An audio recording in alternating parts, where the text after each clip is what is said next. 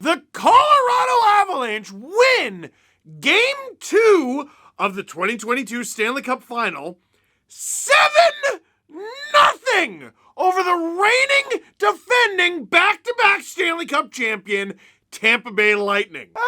Colorado fans, I feel like you'll like this video no matter what. Tampa fans, don't worry. I'm not going to go through it goal by goal because you're probably not used to this. But every now and then, this happens to the Toronto Maple Leafs.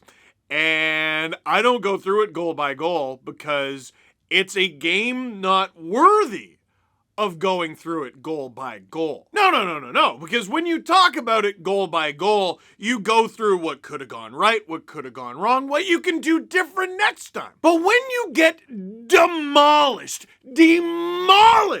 like the Lightning did in Game 2, it's an existential crisis. Because the Lightning did not just lose to the Colorado Avalanche. They got their butts kicked. They got their arses whooped. They got an NFL punter's kick to the tuchus. Just to give you an idea, from Sportsnet stats, the Avs' domination of the Lightning is something that hasn't been seen in the Stanley Cup Final in over 30 years. There were 6-0 victories from the Habs in 1947 and 65. The Penguins won a game pretty handily, 6-0 over Nashville in 2017.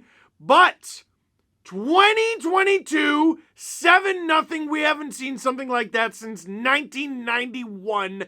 Penguins beating the Minnesota North Stars. So since we have last seen a beating like this in the Stanley Cup Final, Minnesota lost and then regained their hockey team. They're not even the only one, the Jets too! Also worth noting, apparently the Avalanche beat the Florida Panthers 8-1 during the Stanley Cup Final in 1998, which, believe it or not, was in the middle of a 4-year streak of sweeps in the Stanley Cup Final. Oh, there's that word. Because I got asked that question. Here's the first ever emoji question from Alan. It's just, I understood it perfectly. Heading into the series, the storyline was basically, is it going to be the coronation of Nathan MacKinnon's Colorado Avalanche, and will this be a sustained run for them potentially? Or at very least, some of these guys, MacKinnon, Makar, no matter what they do for the rest of their career, they'll have this cup behind their name and it will complete their Hockey Hall of Fame argument. Versus the Tampa Bay Lightning, who have an opportunity to win 3 consecutive Stanley Cups here, a legitimate dynasty and the first ever of the salary cap era, and they'll be in true greatness. They'll be in conversations with the 80s Islanders, the 80s Oilers, the Habs of so many decades. They'll be one of hockey's greatest teams ever. And they're down 2-0 and you're like, okay, they don't look very good. And they're down 3-0 and you're like, whoa, Colorado's really bringing it. 4-0 hits and you're like, 5-0. And you start to realize this isn't just the Lightning going down 2-0. Now, I am not going to be so foolish as to write the Lightning off. The New York Rangers were up 2-0 over the Tampa Bay Lightning and then proceeded to never win another game that season. But at very least, through the first 2 games of the Lightning Rangers series, you got the impression the Lightning could do it. But there wasn't a moment of this game where the Lightning looked like the better team. Every now and then, there were a few like, ooh. Like, who had the best shift even of the game? At 5-on-5, who had the best shift of the game for the Tampa Bay Lightning? I know my answer. I think it was the 4th line. I want to say it was in the 2nd period. I don't know how many shots on goal they had. They just sort of kept it in the O-zone for a while. The Avalanche scored a goal before the Lightning had a shot. The Avalanche had 2 goals before the Lightning had 2 shots. And the Avalanche had 3 goals before the Lightning had 3 shots. And that was like well into the first period. Like, we're almost done the first. And it only got worse from there. And the reason I'm really painting the picture here, remember, heading into this series, we were really talking about the Lightning potentially being amongst the greatest teams of all time. They're going back to Tampa. They could do it. But you were seeing in real time the shine of the Tampa Bay Lightning, the lore. There hasn't been a worse revelation than finding out what the Wizard of Oz actually looked like. Remember that episode of Dragon Ball Z where Frieza comes back like he's all robotic and stuff, and you're like, oh man, Frieza's back. That was the Lightning heading into the Stanley Cup Final. The Colorado Avalanche are trunks. Those of you who watch Dragon Ball Z get it, and for those of you who don't, it's your fault! Listen, in the first round, When the Leafs were up 3-2 over the Tampa Bay Lightning, this Leafs fan was optimistic. There were times in Game 6 where it looked like the Leafs would win. Very pay close attention to the language there. Leafs did not win. Lightning won in overtime. So it goes to Game 7. And heading into Game 7, even though the Leafs don't have the greatest luck there, I was optimistic. I was optimistic that they might be able to get it done. And they played well. But they didn't get it done. Tampa won. And then Tampa, obviously, they killed the Florida Panthers. But then, Rangers are up 2-0 on the Tampa Bay Lightning. And it was framed like a question. Is this it? Are the Rangers gonna, is this? In this Stanley Cup Final against the Colorado Avalanche, there isn't a hint of a question mark.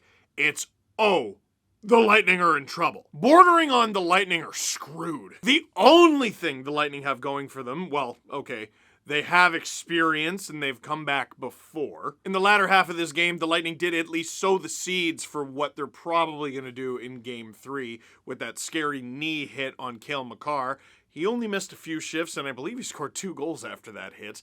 But still looked painful, and he was labored after. With home ice, the Lightning will be able to target and attack the Avalanche the way they want with more intention. And we don't know if the Avalanche are going to get Nazem Kadri back, and if he is back, we don't know what role he's going to play or where in the lineup. Burakovsky blocked a shot, and he didn't return to the game. But the way the Avs picked the Lightning apart, the way the Lightning completely abandoned their attention to detail and were sloppy with the puck and looked like they had no answer for the Colorado Avalanche's speed and didn't challenge Darcy Kemper once on the night, did they? Once? And the way Andrei Vasilevsky not only got beat, but the way he acted after getting beat. You didn't just get the impression that hockey Twitter or people watching at home or people watching in that building who looked like they were having the time of their lives. You got the impression that for the first time, the Tampa Bay Lightning stopped believing in themselves. And to borrow the words of the Colorado Avalanche's fan base, say it ain't so. It seems extremely corny to say in terms of hockey terms, right? Like, well, what do they need to do next game? Well, instead of X's and O's, we talk about character and heart and resilience and belief. You gotta believe in yourselves, in the person next to you. That's exactly what Tampa needs, though. Because I think back to when Tampa got swept. The last time they got swept, it actually wasn't that long ago.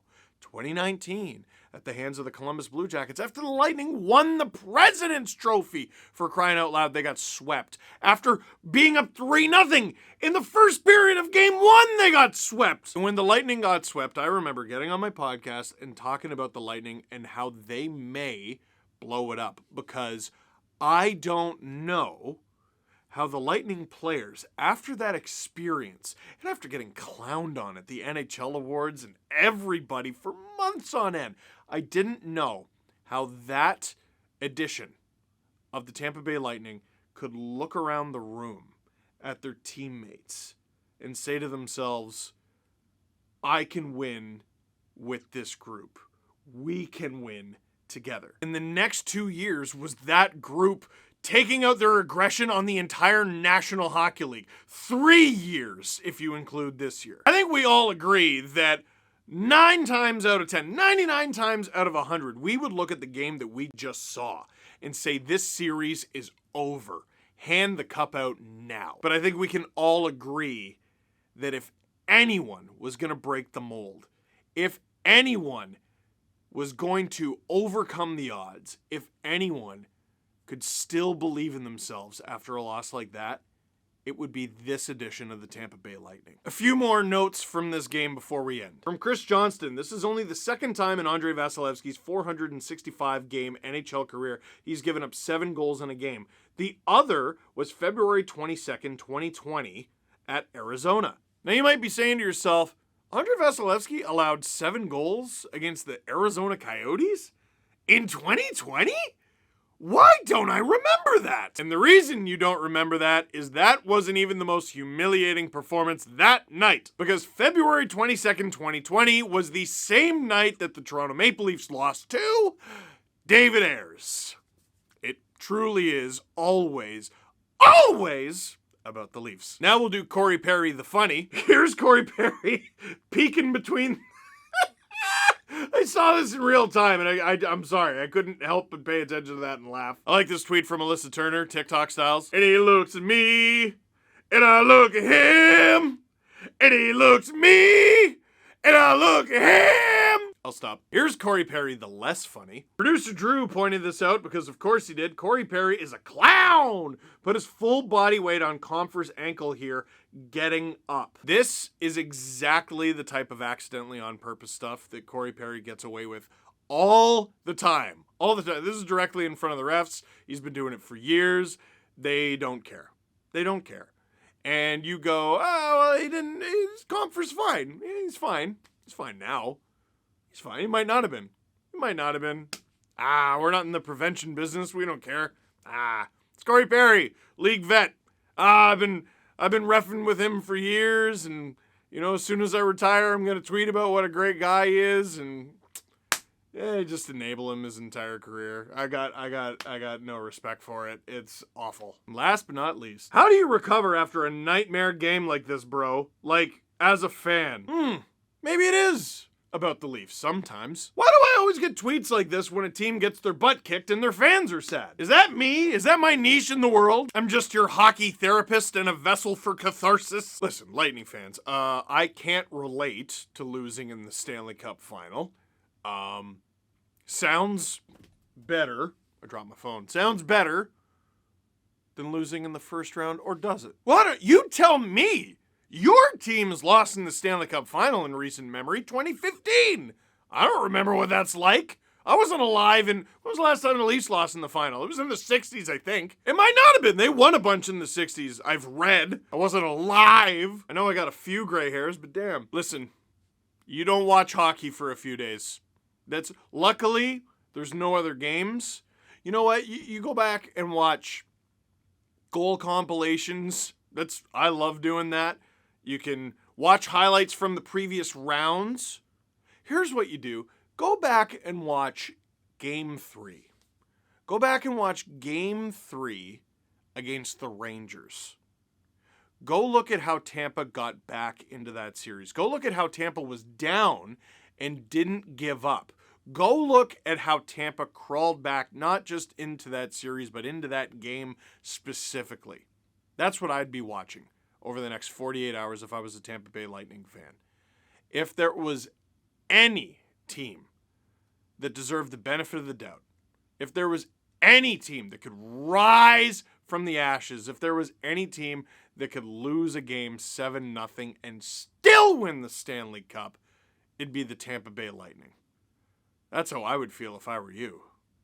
Man, they're the back-to-back reigning defending Stanley Cup champions. I would never have a bad day the rest of my life. Are you kidding? For now, that is it for this one. Thank you very much for watching. Click like if you like this cup check video. Click subscribe if you really like to tell all your friends. Watch the Stanley Cup playoffs with Steve Dangle. Sportsnet YouTube channel. Monday. Probably won't be 7-0. Probably.